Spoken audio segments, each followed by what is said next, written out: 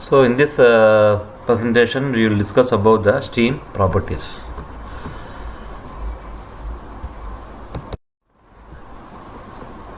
So in this presentation we will discuss about the application of steam in engineering, types of steam, formation of steam, important terms in steam formation, and what is the purpose of Moller chart, HS diagram and steam tables. And in this lesson we will discuss the application of steam, okay, where it is being used and how to find the steam properties using the steam tables, Moller chart, etc. So first of all we are supposed to know what is meant by a steam, correct? So steam, when steam will be produced. So suppose if you consider a 1 liter of water in a beaker, when you heat, okay, the water is used to boil, and when the water temperature reaches 100 degrees Celsius, starts to produce steam. So in other words, I can say the gaseous phase of water is called as steam. The steam is formed during boiling and evaporation process of water. So water vapor that includes water droplets is called as wet steam. Of course, the steam has many types: dry steam, wet steam, superheated steam, something like that. We will discuss one by one. And when the wet steam is further heated, the water droplets, okay, in the wet steam starts to evaporate and reaches a vapor liquid equilibrium. Then when the steam reaches this equilibrium, then it's called as saturated steam.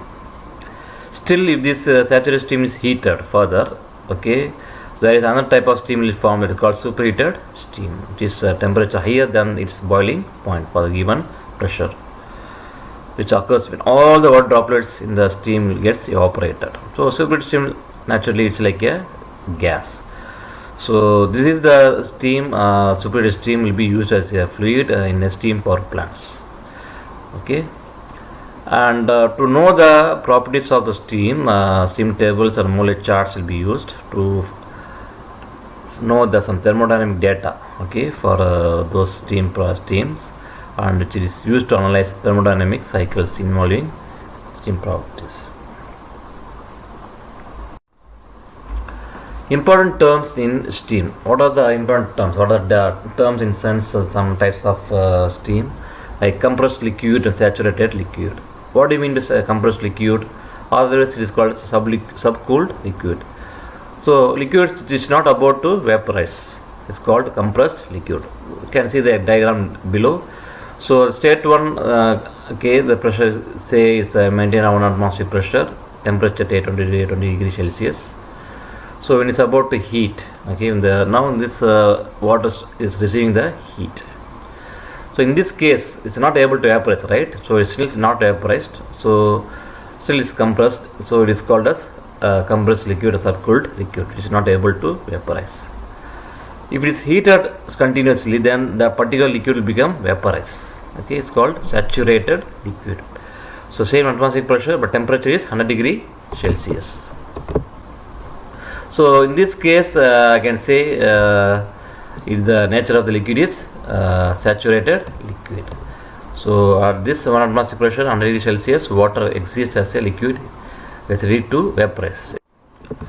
So now in this case we'll see, in this slide we'll see saturated vapor and superheated vapor. Saturated vapor is a state when the vapor, the liquid about to condense. At 1 atmospheric pressure, the temperature remains 100 degrees Celsius. Under this last drop of liquid is all the fluid droplets is being start to vaporize. Okay, there is called a saturated vapor.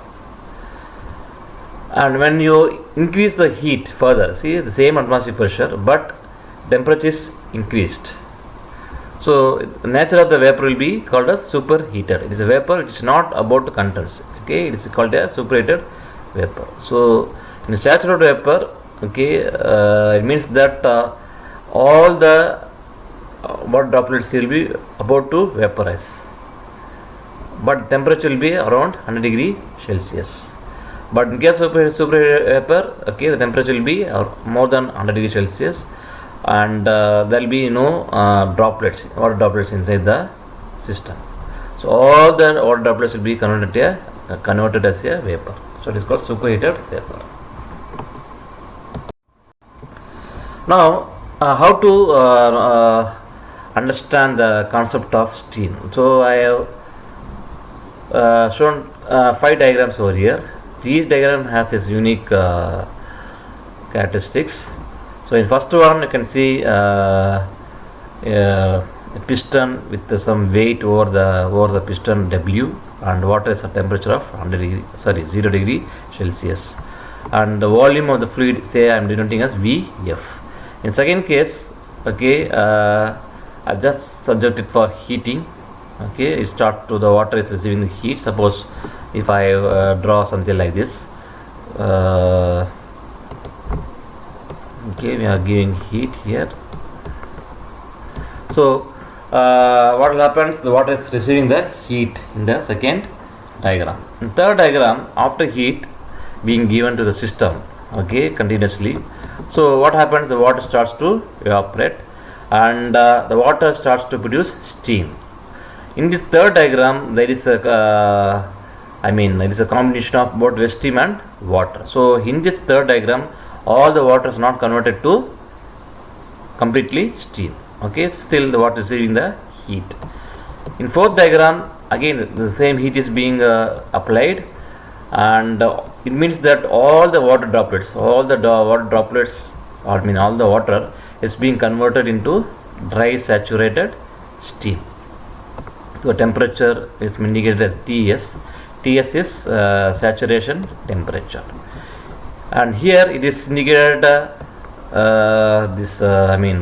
height. The piston is being displaced, so the volume of the steam produced, okay, this is called, is denoted by Vg. In third diagram, you can see here, okay, after production of steam, the steam has does some work on the piston. It has moved little bit here till here. But in fourth case, okay, the more steam is being produced and there is more displacement in the piston. So in fourth one, I can say that all the water is being converted into steam, and we had got, okay, more amount of work, okay, in case of fourth diagram. In fifth one, again the heat is continuously supplied, so all the dry saturated steam in the fourth case, okay, it is being subject for further heating, and because of the steam has produced pronounced effect or a greater effect, okay, in such a way that all the steam has become as superheated vapor, okay. So and it has formed, okay, more displacement. It has produced more displacement on the piston, and it has shown a great displacement of the piston compared to other diagrams, correct. So superheated steam, okay, it is it is like a gas which is used to produce more work compared to other types of steam. So what does it mean from this diagram is, when you heat water, the water gets heated, so first it starts to produce saturated steam, then it becomes a disaturated steam, then further heating will get superheated steam. The superheated steam, okay, it produces more work compared to other steam, and superheated steam will be used as a working fluid in power generation. And in superheated steam, okay, there is no presence of any little amount of water. So all the water droplets is being converted into complete vapor. So this complete vapor has more effect. So what are the steam properties? These are the some important steam properties you are supposed to know. First is dryness fraction, steam quality. So it is a ratio between mass of the gas or mass of vapor divided by mass of gas by mass of liquid. So the ratio mass by mass, so kilogram by kilogram will be cancelled, so there is no unit for dryness fraction. So of course the value of the x always ranges from 0 to 1. So it can be sometimes 0.1, sometimes it can be 0.5, 0.9, sometimes maximum 1. Okay. Then one more quantity is called sensible heat of water. So it is denoted by a letter called HF.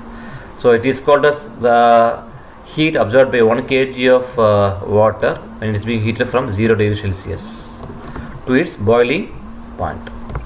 So this is from 0 degrees Celsius to boiling point. The heat required is called as sensible heat. It is denoted by a letter called H small f. Okay, and third one is latent heat, or otherwise called as hidden heat.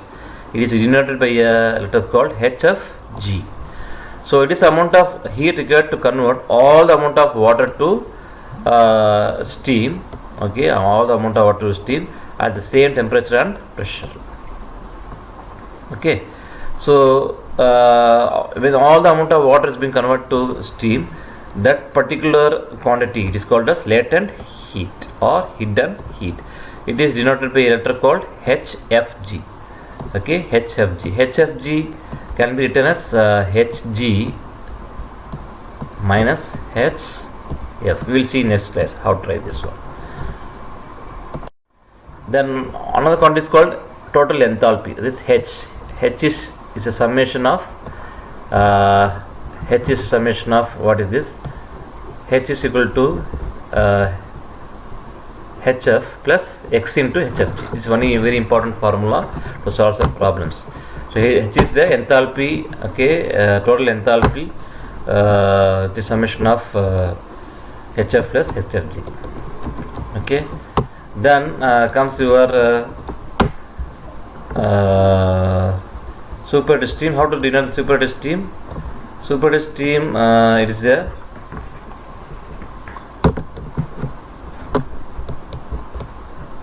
superheated steam is the steam which is dry and saturated. It's called superheated steam, and it is denoted by a letter called H suffix SUP, and process of heating. Superheating is always carried out at constant pressure. The additional amount of heat supplied to steam is called superheating. How to find the enthalpy of superheated steam using this formula? H superheated is equal to HF plus HFG plus CPS. CPS means specific heat of superheated steam. CPS means here it is mentioned. Okay, CPS is a specific heat of superheated steam at constant pressure. TS means superheated temperature, and TS is saturated temperature. TS is saturated temperature. Saturated temperature. Super means superheated temperature. Okay. Then go to next slide. These are the formulas which are used to solve some problems in this lesson. So this is first is with the volume. Volume is equal to Vf plus Vfg. Vf plus Vg. V is the volume, total volume of the fluid. Vf is the volume of the fluid plus volume of the Vg is volume of the gas in meter cube. Volume is meter cube. Okay, volume is meter cube. Next one we will see about the internal energy. Internal energy of this steam. How it is given? Internal energy of steam is Uf plus X into Ufg. Uf means internal energy of fluid. X means dryness fraction. You know, correct? We already discussed. What is X? X is dryness fraction. Dryness fraction we discussed before, right? X value, it will be between 0 and 1. Dryness fraction. Okay, and how to UFG how to find means UG minus UF. So these values will be available in the table, in the steam tables. I have to give these steam tables once you come to college. So from the steam tables you will get this UG and UF value, and you can find the UFG values. Then this is called small v. Small v, I think you know. Okay, specific volume. So it is given as a Vf plus X Vfg. Same formula. Okay, only the symbol changes. Vf plus Xg. Vf means specific volume of the fluid. Vh means specific volume of the Vf means specific volume of the fluid. V is a specific volume alone. Vfg means this is the formula. How to find Vfg? Vg minus Vf. Specific volume of the gas minus specific volume of the fluid. These values will be found, okay, in steam tables. I will give this one. Even in your textbook, in the last pages, it is there. In textbooks, in the steam table, you can see the steam tables. Then similarly, enthalpy, how to find? Same formula, only the symbol changes. H is equal to HF plus X HFG. So H is enthalpy, HF is enthalpy fluid, and this also you can find it from the steam tables. And entropy, S is called as entropy. So this also you can find from the steam tables. SF is the entropy of the fluid, and SFG can be found using this formula or something like this. And these values can be found in the from steam tables. So this one, this diagram also is available in the textbook. Okay, in the last page, in textbook of thermodynamics, you can check. And this is about this diagram is called as HS diagram.